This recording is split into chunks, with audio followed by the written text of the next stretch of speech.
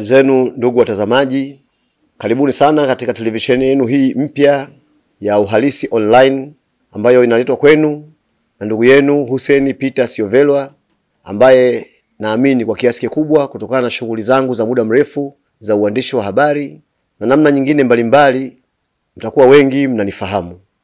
Televisheni hii inaanzishwa sasa kwa madhumuni makuu ya kuueleza uhalisi ambao kwa miaka mingi mmekuwa mkinisisitiza na kunitia nguvu ya kuufanya katika mtindo huu wa mitandao ya kijamii, ili yale ambayo nilikuwa nikiyafanya zamani kupitia magazeti sasa yaweze kufikia kwa upana zaidi kupitia katika mitandao ya kijamii. Nami baada ya muda mrefu wa kutafakari, si kutafakari kwa maana ya kushindwa, lakini kujitafuta na kujipatia nguvu ya kufanya hayo, sasa ninakuja kwenu kuyaeleza yale yote yanayohusiana na misingi ya uhalisi, ikiamini kwamba ndiyo namna pekee kama alivyonifunua Mwenyezi Mungu ya kufundisha na kuelewesha dunia juu ya masuala haya ya uhalisi, ambayo ndio msingi pekee wa kweli ya ulimwengu na unaoweza kuwasaidia watu kufikia ustawi wao na maendeleo ya jamii zao. Ndugu zangu, maudhui ya televisheni ya uhalisi yataakisi zaidi jina lenyewe la televisheni, yaani uhalisi, yaani kweli katika kilele chake, yaani ukweli wa mwisho kabisa juu ya jambo, kitu, tukio au mazingira. Uhalisi, kama tunavyoja kuona baadaye, ni kilele cha usahihi wa taarifa juu ya jambo, tukio au mazingira, yaani vile lilivyotokea, vile lilivyo na vile ambavyo linapaswa kuwa katika usahihi wa jina lake. Yaani ukisikia leo pametokea ajali, basi wewe unajua kwamba ajali maana yake ni nini. Ukisikia sehemu kuna mtu kapita nje, basi wewe uliambiwa hata kama hukumuona, lakini unajua kilichopita hapo nje ni kitu gani. Dhima ya televisheni hii ni kuelimisha dunia juu ya dhana ya uhalisi kwa ujumla wake, katika mitazamo ya kiimani, kijamii, kiuchumi, kisiasa na nyanja nyingine zote za maisha. Vile misingi ya uhalisi inavyoweza na inavyopaswa kutumiwa na kila mmoja na kila jamii katika kukomboa fikra zake na kufanya maamuzi sahihi katika kila jambo, ili kujijengea ustawi na kujipatia maendeleo kama ambavyo amepangiwa na Mwenyezi Mungu mwenyewe aliyemuumba. Maudhui ya televisheni hii yatahusu maeneo makuu matano ambayo ni mafundisho na ufafanuzi wa misingi mitano ya uhalisi, ambao ndio mwongozo wa kweli ya ulimwengu na ndio ukamilifu wa uumbaji wa Mwenyezi Mungu. Maeneo hayo ni pamoja na: moja, usahihi wa taarifa za Mwenyezi Mungu na sifa na mamlaka yake na vile anavyohusiana na viumbe wake. Pili, kanuni za maumbile ambazo ni misingi ya milele iliyowekwa na Mwenyezi Mungu ili kutawala na kuratibu mahusiano ya vyote vilivyomo ulimwenguni. Hizi kanuni za maumbile ndio tunaita nature. Sasa kuna watu wanafikiri nature ni kitu kibaya. Nature zimeumbwa na Mwenyezi Mungu. Ndio ile misingi ambayo inatawala maisha yetu. Msingi wa tatu ni mamlaka ya nafsi. Mamlaka ya nafsi ni zile kasma za sifa za kiungu ambazo Mwenyezi Mungu amewajalia kila kiumbe chake. Yaani kila kiumbe kilicho hai kijue kwamba kina sifa za kiungu. Huko mbele katika uhalisi tutakuja kuona sifa za Mwenyezi Mungu ni 11 katika uhalisi. Kwa hiyo kila kiumbe kimejaliwa sifa hizo kama vile mamlaka, upekee, uweza, rehema na nyingine kadhaa. Msingi wa 4 ni nguvu ya neno, ambayo neno ni ile nguvu ambayo ipo ndani ya neno unalolitamka, lakini ndani ya fikira zako, nguvu iliyopo ndani ya dhamira zako. Kwa hiyo kila unachokidhamiria wewe, kikiwa kibaya au kikiwa chema, basi hizo dhamira zako zinazalisha nguvu fulani ambayo ita affect mambo, na ikisha affect hayo mambo ndio itaamua mustakabali wako wewe na vile unavomtii Mwenyezi Mungu. Yaani kama unamtii Mwenyezi Mungu au humtii haitokani na imani yako wala nini, lakini vile ambavyo matendo yako, mawazo yako na kauli zako zinavyoakisi sifa na mamlaka ya Mwenyezi Mungu, zinavyoakisi kanuni za maumbile na zinavyoakisi mamlaka ya nafsi yako. Mamlaka ya nafsi yako kama tulivyosema ni vipawa vile na vipaji ambavyo Mwenyezi Mungu amekupa ili uvitumie katika kulinda uhai wako na kuyatekeleza makusudi ya uumbaji. Kwa hiyo hili neno makusudi ya uumbaji ni neno kubwa sana, kwamba Mwenyezi Mungu kwa nini ametuumba ulimwenguni humu. Sasa tutakapokuja kufanua misingi ya uhalisi, tutaona kwamba msingi wa kwanza kabisa wa ulimwengu, ili tuanzie mambo yote hapo, ni kujua makusudi ya uumbaji. Kwa nini wewe na mimi na mtu mwingine yoyote yupo ulimwenguni?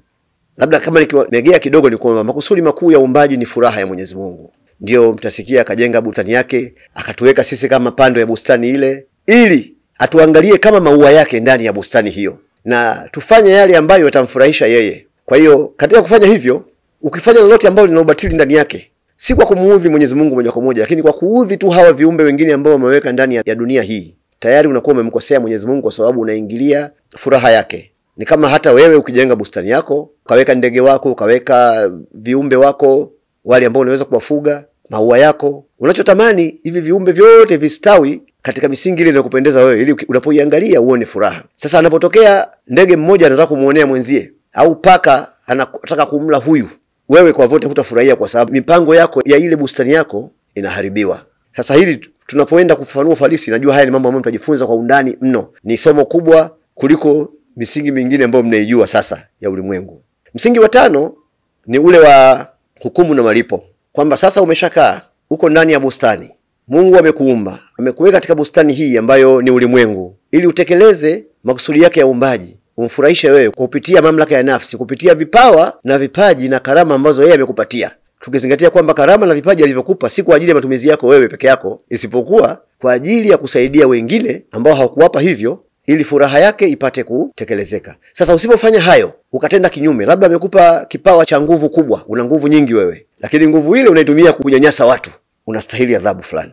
Kama amekupa mbio, badala ya kukimbia kama kina Usain Bolt ili uwafurahishe watu nao wapate kufurahi na Mwenyezi Mungu afurahi, wewe unatumia mbio hizo kuiba na kukimbia. Kwa hiyo tayari unakuwa umefanya makosa, umetumia vibaya mamlaka ya nafsi yako. Umepewa nguvu ya kutawala wengine, mfano una nguvu juu ya wengine wewe. Sasa unapotumia mamlaka yale vibaya na kuwadhalilisha wengine na kuwanyanyasa na kuwafanya hivi, automatically wale unawauzi, lakini Mwenyezi Mungu unamuuzi zaidi, kwa sababu furaha yake unaiondoa. Haya tutakuja kuyatafsiri kidogo kidogo kadiri tunavyokwenda mbele, lakini hiyo ndio misingi 5 ya uhalisi. Hakuna neno duniani ambalo halipiti katika hiyo misingi 5.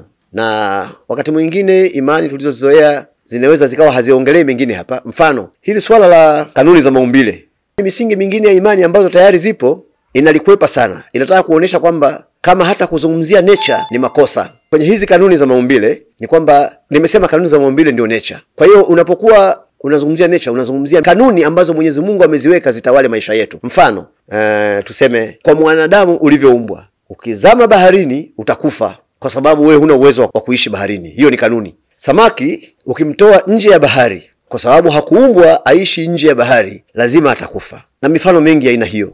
Kwa hiyo pengine imani ambazo tumezizoea mara nyingi zimejikita sana katika kusema kwamba kila kitu kinategemea Mungu anaamua nini wakati huo. Lakini nature maana yake ni kwamba Mungu alishapanga nini? Alishapanga nini? Ikitokea wanapokutana kati ya mwanamke na mwanaume kimwili, si swala kwamba tena Mungu anapanga patokee mimba au pasitokee. Yeye alishaumba akaweka misingi kwamba wakikutana kutatokea kitu fulani, kama ndani ya timing fulani. Sasa imani nyingine zimetufundisha kwamba lazima tena Mungu aingie kila sehemu, lakini yeye alishaweka nipu, labda Kiingereza inasema prescribed, kwamba ilishawekwa ukinywa pombe utalewa, ukifanya hivi itakuwa hivi, ukifanya hivi itakuwa hivi, na hiyo ndio nature. Ndugu zangu, baada ya utangulizi huu sasa najitambulishe mimi mwenyewe, pamoja na kwamba kwanza nilisema wengi najua mnanifahamu, lakini sasa nijitambulishe kabla sijaenda mbele na utangulizi huu wa maudhui ya televisheni ya Uhalisi, ambao bila shaka baada ya muda mfupi naamini maudhui haya yatawavutia ulimwengu wote na yatalazimika kutolewa sio tu kwa njia ya hii, isipokuwa kwa namna nyingine mbalimbali duniani kote. Kama nilivyokwisha kujitambulisha, mimi ni Hussein Peter Siovelwa, ambaye kwa miaka mingi nimekuwa mwandishi wa habari na mhariri wa magazeti mbalimbali ndani na nje ya Tanzania. Nimeandika pia vitabu kadhaa kama Tulijua Tutashinda mwaka 98, Udini Tanzania mwaka 2015, Jinamizi Linalotunyemelea, Ukweli juu ya vita ya Kagera kitakachotoka hivi karibuni, Laana ya Afrika, pamoja na Tanganyika hadi Tanzania na miaka 60 ya muungano. Hivi vyote viko njiani kutoka. Nimeandika pia machapisho mbalimbali kama yale ya Hivi ni kweli wa Tanzania tunachukia ushoga, nikijaribu kulinganisha misimamo tunayotoa hadharani, lakini nikiangalia jamii ilivyo naona dalili zote kwamba kuna hali ya kutouchukia ushoga. Lakini nimeandika pia Watanzania tunajua maana ya rais. Hii nakumbuka ni miaka ya nyuma kidogo, 2015. Ukiangalia watu wanavyoshabikia inapofika wakati wa chaguzi zetu hizi, unawasoma watu unaona kwamba kwa vote vile hawajui tunaenda kumchagua nani na atakuwa na athari gani katika maisha yetu na rasilimali zetu na mambo yetu kwa miaka 5 inayofuatia. Kwa hiyo kuna mambo ambayo nimejaribu kuandika kwa muda mrefu. Pamoja na hiyo nimeandika machapisho mengine mengi kuhusu misingi ya uhalisi, na bado naandika mambo mengi zaidi. Sasa baadhi ya makala zangu ambazo zilipata maarufu sana huko nyuma kwenye magazeti, wakati huo nina kolamu yangu katika gazeti la Rai, na fahamu ambayo ilikuwa inamilikiwa na chama cha Kafu. Lile la chama cha Kafu nilikuwa mimi ndio chief editor, na mengine mengi, na gazeti la Tazama. Baadhi ya makala hizo ni pamoja na kama vile Laana ya Nuhu na Mustakabali wa Afrika ambayo ni 2004 hiyo katika gazeti la Rai, Leo kama Zamani na Hata Milele 2006 katika gazeti la Rai, kutoka Satanic Verses hadi Da Vinci Code katika gazeti la Rai miaka 2007, na mfululizo mrefu wa makala za uhalisi na ukombozi wa fikra katika gazeti la Tazama kwenye miaka hiyo ya 2010 na 10 na hapa katikati. Kimsingi nimeandika magazeti mengi, na wanaokumbuka jina la Hussein Siovelwa au Siovelwa Hussein wanakumbuka, na nimejuana na watu wengi, nimepata kufika maeneo mengi kwa sababu ya habari. Katika maisha yangu pia nimebahatika kupata elimu za dini. Kwa hiyo ninaposema uhalisi ambao ndio kimsingi ndio imani yangu na ndio inaniongoza, yani muongozo wa maisha yangu, lakini nimepata elimu ya kutosha kidogo katika dini ya Kiislamu. Bahati nzuri ni hapa Dar es Salaam, na walimu wangu bado hapo wangalipo, na wengine niliosoma nao ni maimamu katika baadhi ya misikiti sasa hivi. Lakini pia upande wa Ukristo na madhehebu yake yote nimekuwa nikisali misikiti na makanisa mbalimbali. Kwa ukweli hata sasa kama ninavyoendelea kushirikiana na viongozi mbalimbali wa Kiislamu, ndivyo pia ninavyoshirikiana na viongozi wa madhehebu mbalimbali ya Kikristo, na walokole, Wakatoliki, hata masherehe yao mengi wanafanyia pale kwangu. Lakini hata hawa walokole wa Sabato wakaniita, wakanifuata ofisini, wakasema mimi wanaamini mimi ni mwenzao.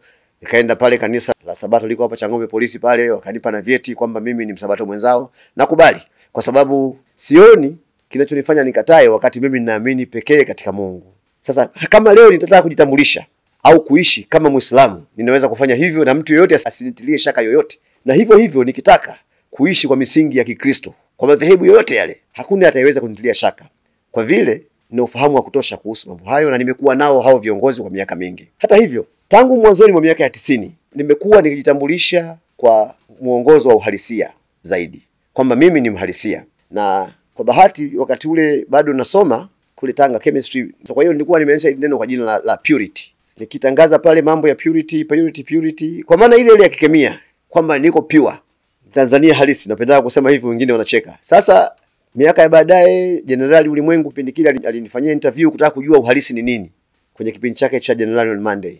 Nikaeleza, lakini bahati nzuri alikuja mzee zamani yule bwana Hega, tukafanya tena mahojiano sehemu. Yeye ndio aliniambia kwamba sasa hii purity tukaitafutia tafsiri iwe uhalisi. Basi kuanzia hapo ndio ikawa uhalisi. Kwa hiyo nimeendelea kuishi hivyo nikishirikiana na watu wa imani zote na watu wa dini zote na hata za jadi za dini, lakini lengo langu kubwa likiwa kutafuta ukweli juu ya Mwenyezi Mungu na kujua kwamba hivi Mwenyezi Mungu anataka nini kwetu sisi. Kwa nini watu wote wanasema wanampenda Mungu na Mungu ni mmoja, imani zote zinasema Mungu ni mmoja na wa pekee milele na milele, lakini mbona misingi inatofautiana hivi? Mbona hawa wanasema hivi, hawa wanaambia hawa wanakosea hivi? Basi confusion hii lazima tuitafutie jibu.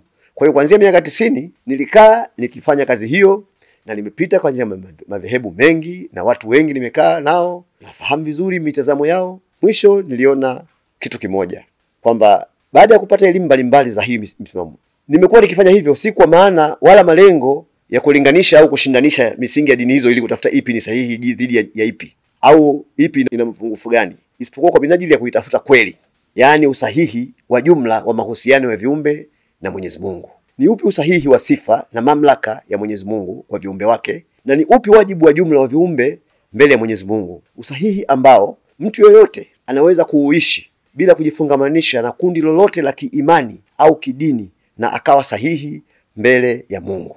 Katika kufanya hivyo nimebaini mengi ndani ya misingi mbalimbali ya kiimani iliyopo Tanzania na duniani kote, kuanzia ile ya kidini mpaka ile ya kijadi, pamoja na nadharia mbalimbali za kiulimwengu. Nimeona jambo moja la msingi, kwamba yale yaliyo ya kweli yamefanana katika dini zote, madhehebu yote, mila zote duniani na nadharia zote za kiulimwengu. Yale yanayozitofautisha dini, madhehebu na mila za makabila yote ni ya kiimani.